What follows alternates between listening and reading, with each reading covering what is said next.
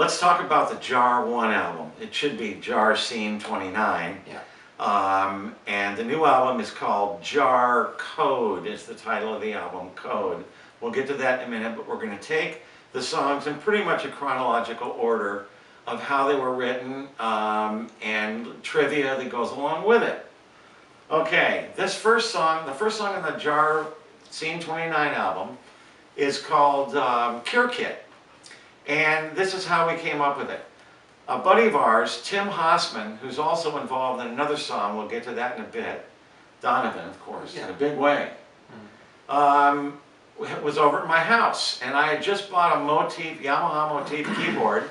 And Tim's sitting down, he's going through patches. And he comes up with this patch that's like a sequenced rhythm guitar, but it's a kind of acoustic guitar, but who knows? But it's the sequence thing, and it swings. It's got a little bit of a jazz tilt. You know, it has a Latin-y thing to it. Yeah. So he plays D minor major 7, D minor 7, D minor 6, or he went to a G chord 7, went to a G chord of some sort, whatever. And he plays with it, and I said, man, that really is a cool patch. I'm going to use this for something. So Tim split. You know, we hung out for a couple hours because he'd come down from Cambria to say hi. So he splits, and that night I go back in the studio, and that patch is still up on the Motif. And I'm going, D minor major 7, D minor 7. Is it D minor 6 or does it go to G? I can't remember. Or does it go to B flat? I can't remember. It's like, seems like D, D7.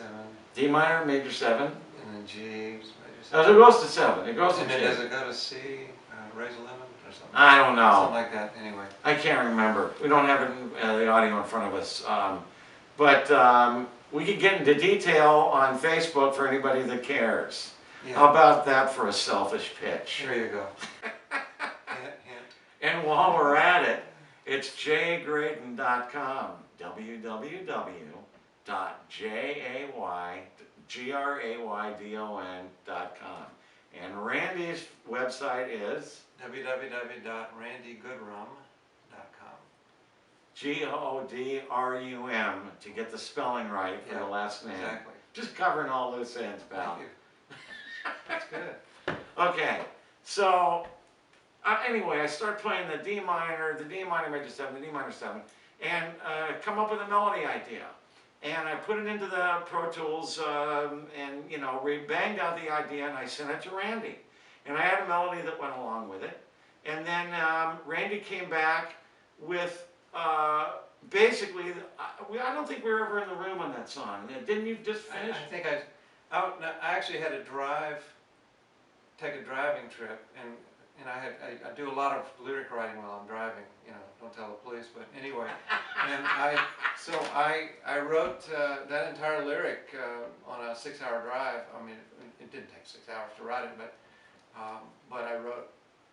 Because the thing is, when I'm driving, half my brain is consumed with driving the car, and the other half is totally free to move about the cabin. You know, so Of course. I'm like riding away. So I've written a lot of songs in the car. That's another story. But that's again. That's a song title. Yeah, but we had already kind of set this premise in motion of this kind of songs that we were writing, this bag of songs. And so I just kind of stayed in that mode and came up with this. The lyric is insane. It's intense. A lighter from a caddy Seville. What are the other little bits? He's got this collection of a copy of Life, the year-end issue. The year-end issue. You know, it's the words to Danny Boy written on a Kleenex tissue. You know, it's like. And a lighter from a caddy Seville. And a lighter from a caddy Seville. And then you put it all together. You put it all together, and it's a cure kit. It's for somebody to get over somebody, basically. You know? Right. But so dig that. I mean, look that lyrically. I mean, I'm getting goosebumps. So what a great. How do you even think of that? It's my cure kit.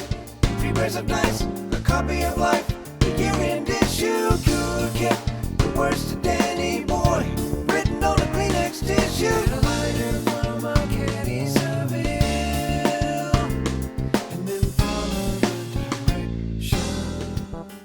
it just there's these little guys in white coats that live back there that are not my normal speaking person, but when I hear music, they step up and they go, here's what I want, you know, and stuff just starts coming out. So, I mean, I know it sounds like, it took a lot of years to develop that. But, Very well put. But it's definitely a subconscious thing. Yeah. I think Randy came up with a melody for the chorus.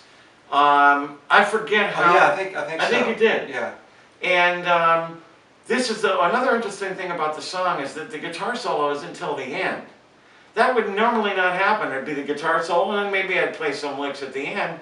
But the guitar solo, there is a solo in the song, and it's Randy playing a B4, that's right, yeah. which is a sample of the famous B3 organ that's very good. Yeah. Plus it was mixed with another patch. I mixed some other stuff with it. Great solo, of course.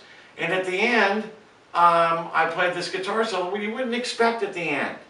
And anyway, I had so much fun playing the solo on this thing. It was the first solo I played on the record. I go, man, I can't wait to dig into the rest of this. I'm having too much fun. It must be illegal.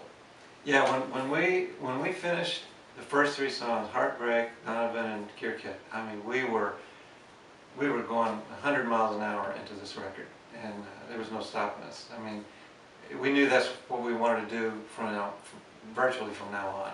Speaking of Donovan, Yeah. let's talk about that in the next segment. Okay, that's it.